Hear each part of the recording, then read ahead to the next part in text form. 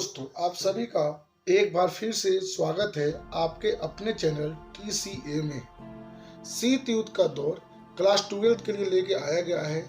यह शीत युद्ध क्लास 12 के लिए बहुत ही महत्वपूर्ण है। आपको बिल्कुल घबराने की आवश्यकता नहीं है। इसको बहुत आसान शब्दों में आपके लिए आपके लैंग्वेज में समझाने की कोशिश करूंगा और आशा करता हूं आप सभी को समझ में आएगा भी। कोई भी दिक्कत हो तो आप कमेंट में इसे डिस्कस कर सकते हैं। इस सीरीज में क्लास 12 के प्रत्येक लेसन्स के बारे में डिस्कस करेंगे। लेसन नंबर 1 है शीत युद्ध। शीत युद्ध के बारे में विस्तार से बताने की कोशिश करूंगा और आसान भाषा में समझाने की कोशिश करूंगा।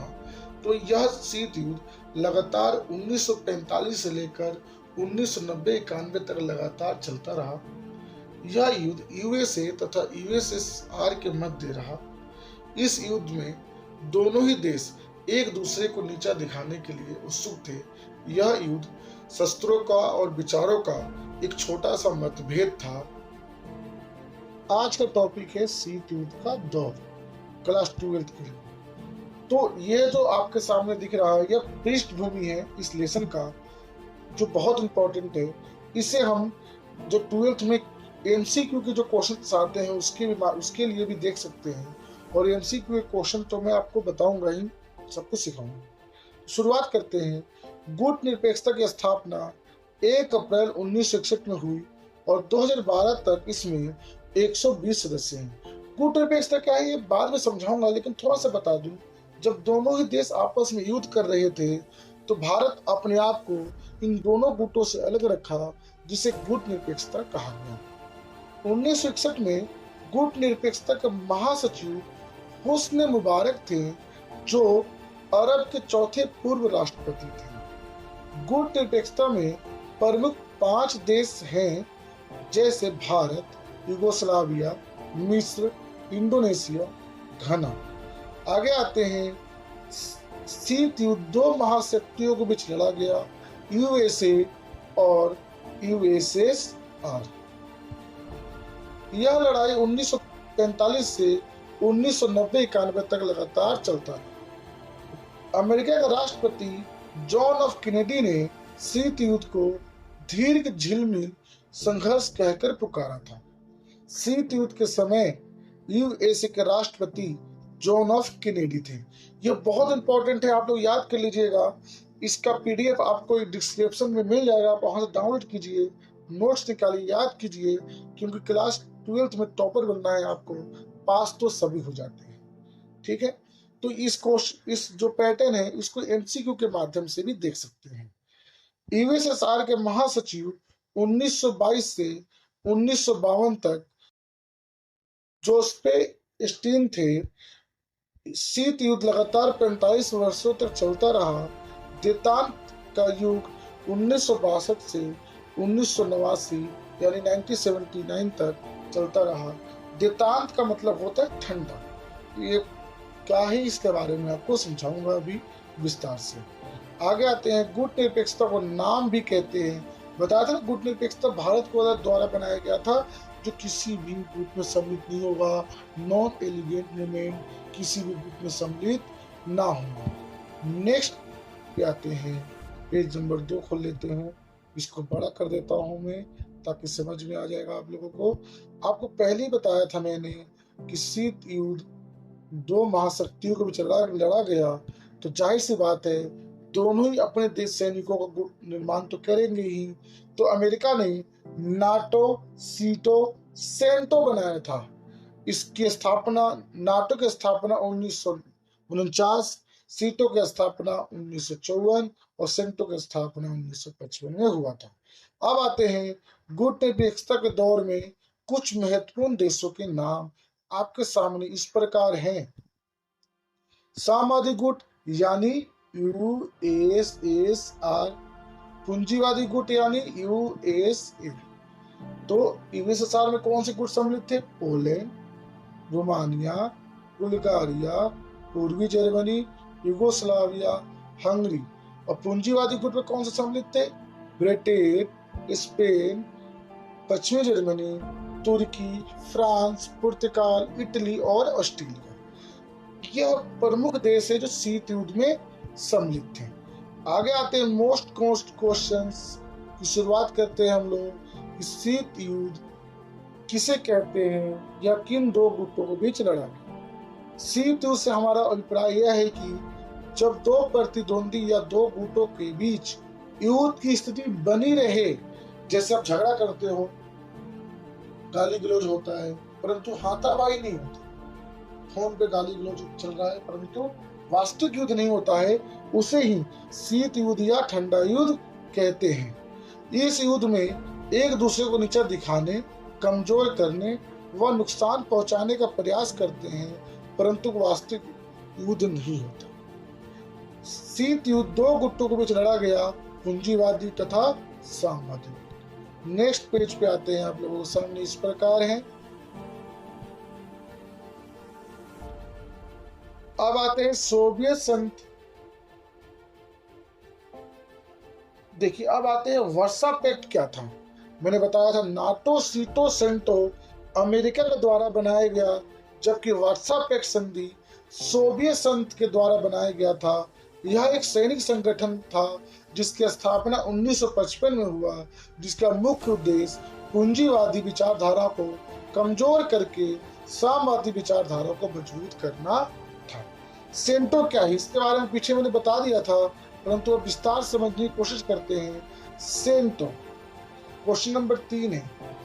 सेंटो केंद्रीय संधि संगठन जिसकी स्थापना 1955 में हुआ, यानी 1955 में हुआ था। इससे पहले इसका नाम बगदाद संधि था। इस संधि संगठन में तीसरे विश्व युद्ध के देश जुड़े थे। तीसरे विश्व, देखिए 3 दुनिया थी उस वक्त, प्रथम विश्व, द्वितीय विश्व और तृतीय विश्व।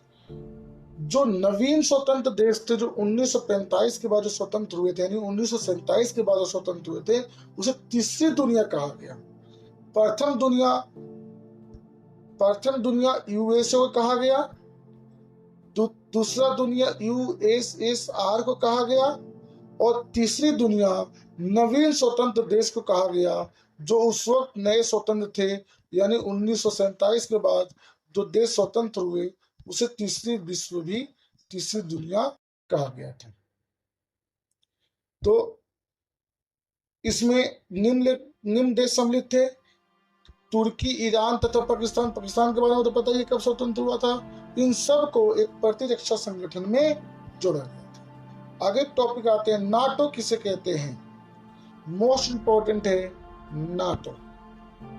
उत्तरी यूरोप का संगठन नाटो जब द्वितीय विश्व युद्ध खत्म हुआ, आपको पता है 1945 में जब द्वितीय विश्व युद्ध खत्म हुआ तो उसी वक्त शीत युद्ध का आरंभ हुआ।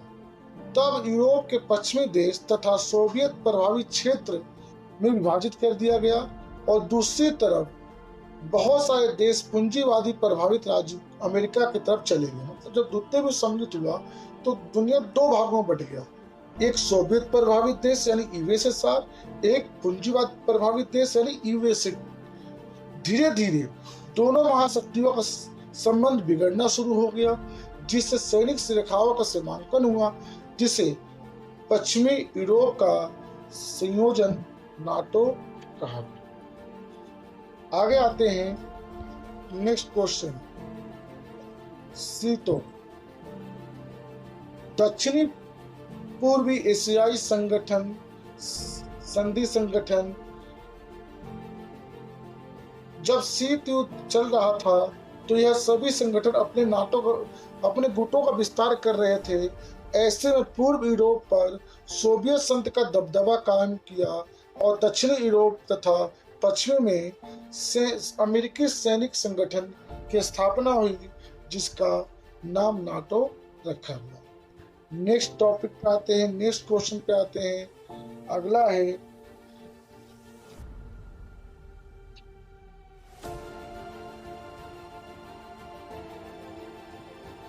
परमाणु नटकीय परियोजना या अवरोध। बहुत इंपॉर्टेंट है ये क्वेश्चन, आपको पीडीएफ इसमें मिल जाएगा, थोड़ा कट रहा है इसमें लेकिन परंतु पीडीएफ में आप सब देख सकते हैं। शीत युद्ध में महाशक्तियों की भी शत्रुता थी, लेकिन परमाणु बम थे लेकिन परमाणु बम के आविष्कार के कारण दोनों के बीच युद्ध नहीं हुआ, क्योंकि दोनों महाशक्तियों के पास परमाणु बम थे। दोनों महाशक्तियों के पास क्या थे?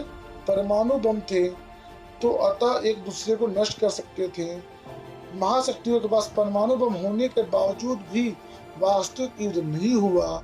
इसे ही परमाणु परिरोधन या अवरोध कहते हैं। आसान भाषा में समझने की कोशिश करेंगे। अगर आसान भाषा में कहें कि शीत युद्ध के समय दोनों देशों के पास परमाणु बम तो थे, परंतु उसका उन्होंने प्रयोग नहीं किया।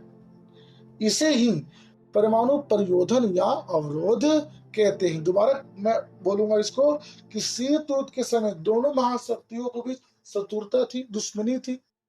उन दोनों के पास परमाणु बम भी थे, आविष्कार कर चुके थे, परंतु इस युद्ध में उन्होंने इसका प्रयोग नहीं किया। अब आते हैं देतांत किसे कहते हैं।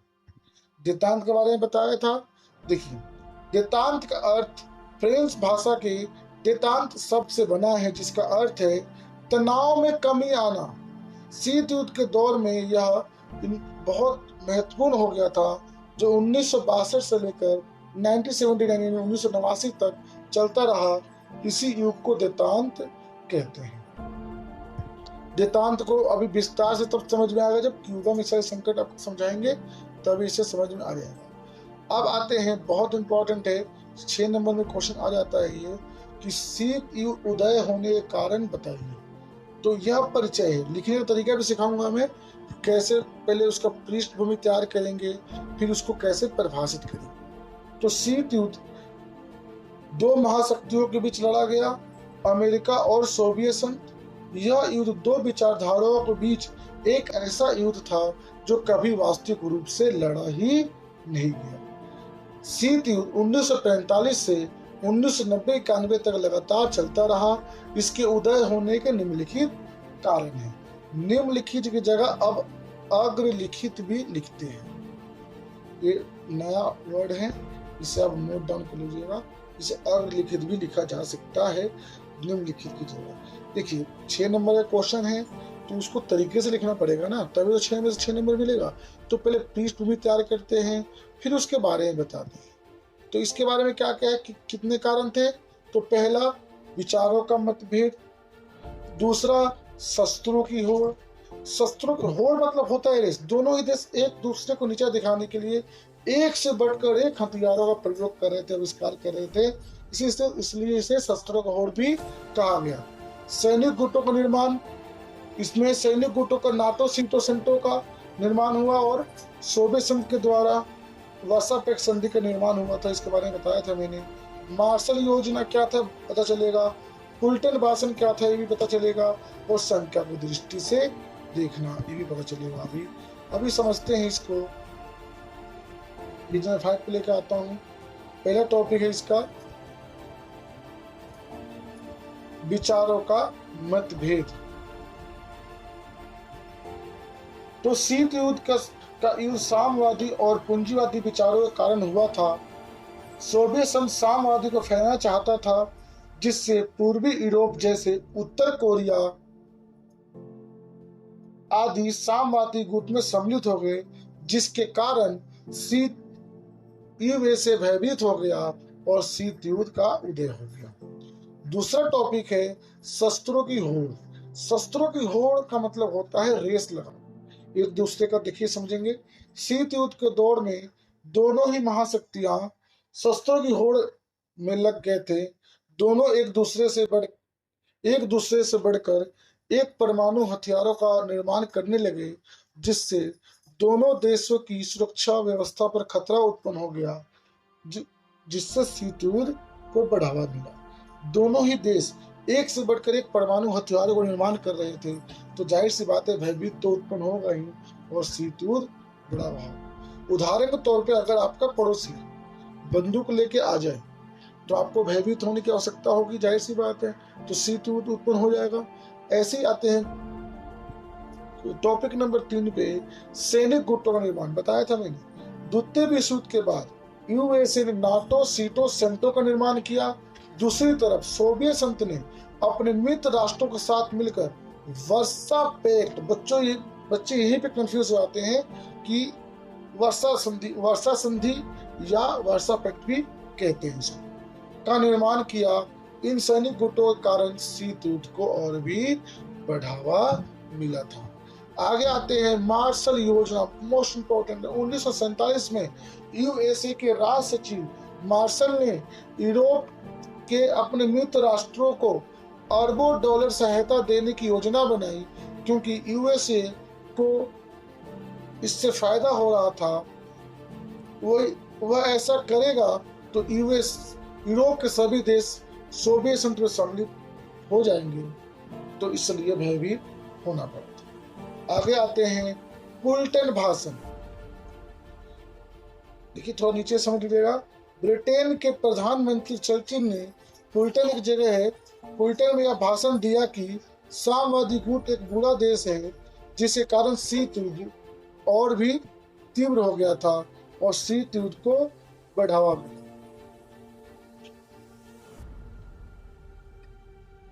आगे आते हैं कोरियाई संकट, मोस्ट इंपॉर्टेंट है। कोरियाई संकट पेपर में आता है आपके। कोरियाई संकट मोस्ट इंपॉर्टेंट है, आपको कैसे समझना है अभी समझा देते हैं इसको कि कोरियाई संकट। पहले आते हैं कोरिया पर नियंत्रण। क्या संकट था? पहला टॉपिक है द्वितीय विश्व युद्ध के दौरान कोरिया पर जापान का कब्जा था, लेकिन 1945 में जापान की सेना ने उत्तर कोरिया में सोवियत संघ की सेना के सामने आत्मसमर्पण कर दिया और दक्षिण कोरिया ने यूएसए की सेना के सामने आत्मसमर्पण किया। इस प्रकार दक्षिण कोरिया पर सोवियत संघ और दक्षिण कोरिया पर यूएसए का नियंत्रण हो गया। यानी उत्तर कोरिया पर सोवियत संघ का और दक्षिण कोरिया पर यूएसए का नियंत्रण हुआ। यहाँ पे दो सरकारों का निर्माण हो गया था। उत्तर कोरिया में साम्यवादी गुट समर्थन से साम्यवादी की सरकार बनी, जबकि दक्षिण कोरिया में यूएसए के समर्थन से पूंजीवादी गुट की सरकार बनी। इस प्रकार दोनों देशों में अलग अलग महासचिवों का वर्चस्व हुआ। नेक्स्ट टॉपिक है किसी का कोरियाई विवाद क्या था। 1950 में उत्तर कोरिया की साम्यवादी सरकार ने दक्षिण कोरिया की सरकार पर हमला कर दिया। शीघ्र ही दक्षिण कोरिया की सहायता के लिए यूएस की सेना पहुंच गई, जिससे युद्ध संकट उत्पन्न हो गया। लेकिन तीसरी दुनिया गुट निरपेक्षता के देशों के प्रयासों से यह शांति स्थापना हो गई। आगे आते हैं गुट निरपेक्षता की नीतियां, बहुत इंपॉर्टेंट है गुट निरपेक्षता की नीतियां। गुट निरपेक्षता के बारे में बता चुका हूं मैं। यह भारत के द्वारा बनाया गया गुट था, जो किसी भी गुट में सम्मिलित नहीं होने की बात करता था। तो पहला गुट निरपेक्षता नीति क्या थी इसकी? देखिए, अंतरराष्ट्रीय मामलों में मध्यस्थता। मध्यस्थता मतलब होता है मतभेद को खत्म कर विश्व शांति स्थापना करने में अपना योगदान देना। नवीन स्वतंत्र, स्वाधीन मतलब होता है स्वतंत्र, नवीन मतलब होता है नया, नव मतलब क्या होता है नया। कौन से नए? जो 1947 के बाद स्वतंत्र देश होंगे। तो नव स्वाधीन राष्ट्र जो अल्प विकसित, अल्प मतलब होता है कम और पिछड़े मतलब पिछड़ा हुआ। तो जो नव स्वाधीन जो 1947 में देश स्वतंत्र हुए थे वो अल्प विकसित ही तो थे। उनके विकास के लिए कार्य करना। तीसरा, संसार के विकसित देशों में विश्व में नवीन अंतर्राष्ट्रीय आर्थिक व्यवस्था, नवीन अंतर्राष्ट्रीय आर्थिक व्यवस्था क्या है समझाऊंगा आपको, स्थापित करवाना। अस्त्र शस्त्रों की होड़ से दूर रहकर जल्द से जल्द अपना आर्थिक विकास करना। पांचवा, साम्राज्यवाद और रंग भेद की नीति को खत्म करना। आगे आते हैं most important question number 10। Belgrade शिखर सम्मेलन पर टिप्पणी की थी। आगे आते हैं क्या टिप्पणी करना है देख लेते हैं।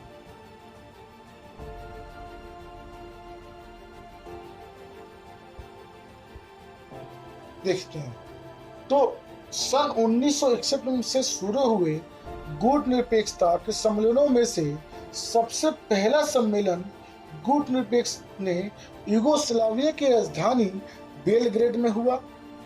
जिसमें 25 राष्ट्र और 3 राज्यों के पर्यवेक्षक भी सम्मिलित थे, जिसमें विश्व शांति पर बल दिया गया था। सोवियत संघ और अमेरिका ने परमाणु परीक्षण बंद करने की अपील की, जिसमें क्या क्या बातें निर्धारित की गई थी वो बात करेंगे। आगे आते हैं। पहली बात क्या थी उसमें कि स्वतंत्र देश की नीति का अनुसरण करेंगे, मतलब जो गुट निरपेक्ष देश थे किसी भी गुट में सम्मिलित नहीं होंगे। मतलब कि जो बेलग्रेड सम्मेलन किया गया था, यानी जहां पे गुट निरपेक्षता की नींव रखी गई थी, तो वहां पर इन विचारों को रखा गया था। तो तीसरा, साम्राज्यवाद और उपनिवेशवाद का विरोध करेंगे तथा इसके सदस्य नहीं बनेंगे। साम्राज्यवाद मोस्ट इंपॉर्टेंट, उपनिवेशवाद मोस्ट इंपॉर्टेंट, अभी समझेंगे अगले क्वेश्चन में। सोवियत संघ और अमेरिका से कोई भी सैनिक संगठन नहीं बनाएंगे, सैनिक संगठन नहीं करेंगे। बताया था ना, सोवियत संघ और अमेरिका ने नाटो सीटो संधियों ने बनाया, तो सोवियत संघ ने वर्सा पैक्ट संधि यानी वर्सा संधि बनाया। आगे आता है पांचवा, गुट निरपेक्षता की धरती पर कोई भी विदेशी सैनिक अड्डा नहीं होगा। आगे आते हैं मोस्ट इंपॉर्टेंट क्वेश्चन, साम्राज्यवाद किसे कहते हैं तथा उपनिवेशवाद क्या है। पेपर में आता है आपके 2 नंबर में, और यह बीए के लिए भी बहुत इंपॉर्टेंट है, बीए में भी क्वेश्चन पूछा जाता है। तो शुरुआत करते हैं, साम्राज्यवाद किसे कहते हैं, उपनिवेशवाद क्या था। जब कोई शक्तिशाली देश, बहुत इंपॉर्टेंट समझना, जब कोई शक्तिशाली देश कमजोर देश के प्रत्येक संसाधनों का शोषण अपने हित तथा फायदे के लिए करता है, तो वह उसे साम्राज्यवाद कहते हैं। इस अवस्था के अंतर्गत कमजोर देश सामाजिक, आर्थिक, राजनीतिक प्रत्येक दृष्टि से गुलाम होता है। शक्तिशाली देश को साम्राज्यवाद तथा कमजोर देश को उपनिवेशवाद भी कहते हैं। उदाहरण के लिए इंग्लैंड एक साम्राज्यवाद देश था, जबकि भारत उसका उपनिवेश था। मतलब कि जब कोई शक्तिशाली देश आपके अधिकारों का शोषण करने लगे, अधिकारों के बारे में पता है, आप 11th क्लास में पढ़ चुके होंगे, तो आप उपनिवेशवाद हो गए, मतलब आप गुलाम हो गए उसके, और जो आपका शोषण कर रहा हो उसे साम्राज्यवाद कहते हैं। अब क्यूबा उत्तरी अंटार्कटिक महासागर में एक छोटा सा देश है। यह यूएसए की निकट स्थित है। 1959 यानी 1959 में क्यूबा में फिदेल कास्ट्रो की सरकार बनी। देखिए, क्यूबा तो अमेरिका के पास है, परंतु किसकी विचारधारा को मानता है, साम्यवादी। तो यहाँ पे संकट उत्पन्न होगा, ये जाहिर सी बात है, क्योंकि उस वक्त तो भाई संघर्ष चल रहा था। देखते हैं, फिदेल कास्ट्रो को यह भय था कि कहीं यूएसए उसकी साम्यवादी पर सरकार पर आक्रमण कर सकता है, अतः फिदेल कास्ट्रो ने साम्यवादी संघ से सुरक्षा मांगी। इसलिए 1962 में सोवियत संघ के नेता निकिता क्रुश्चेव ने क्यूबा को सैनिक अड्डा में परिवर्तित कर दिया और वहां परमाणु हथियार तैनात कर दिए। इस हथियारों से अमेरिका सोवियत संघ के निशाने पर आ गया था, जिसके कारण यूएसए को यह भय हो गया कि कहीं सोवियत संघ उस पर आक्रमण न कर दे। इसलिए अमेरिका के तत्कालीन राष्ट्रपति जॉन एफ कैनेडी ने क्यूबा पर परमाणु बम गिराने का निश्चय किया, परंतु आपसी बातचीत के कारण दोनों महाशक्तियों ने अपने अपने हथियार वापस ले लिए और शीत युद्ध होने से बच गया। यह संकट क्यूबा मिसाइल संकट के नाम से जाना जाता है। इस समाधान क्या हुआ इसका वो देख लेते हैं कि क्यूबा के समय दोनों महाशक्तियों ने अपने अपने विवेक का परिचय दिया, जिसे सोवियत संघ ने मिसाइल हटा लिए और यूएसए ने घेराबंदी समाप्त कर दी। इस प्रकार क्यूबा में संकट समाप्त हुआ। प्रभाव या परिणाम क्या निकला? क्यूबा संकट से विश्व में भयंकर युद्ध उत्पन्न हो गया था। क्यूबा संकट से यूएसए की सुरक्षा व्यवस्था गंभीर खतरे में उत्पन्न हो गया था। क्यूबा संकट से यह स्पष्ट हो गया था कि दोनों ही महाशक्तियां युद्ध के लिए करना असंभव नहीं है। क्यूबा संकट के बाद देतांत का युग आरंभ हुआ था। देतांत क्या है इसके बारे में बताएंगे आप लोगों को, और आप ये दे सकते हैं, तैयारी इतनी खामोशी से करो कि सफलता शोर मचा दे और मेरे नाम याद कर। आशा करता हूँ आप सभी को यह समझ में आ गया होगा और यह पूरा लेसन आपके लिए एक बार बनाया गया है। आप सभी क्वेश्चंस की तैयारी कीजिए और बढ़िया से पेपर की तैयारी कीजिए, और अगर आपको ये लेसन समझ में आएगा तो इस चैनल को लाइक और सब्सक्राइब कर दीजिए। मिलते हैं अगले लेसन में। अगले लेसन का नाम है दो ध्रुवीयता का अंत। इसे बहुत जल्द ही आपके सामने लेके आएंगे। जय हिंद, जय भारत।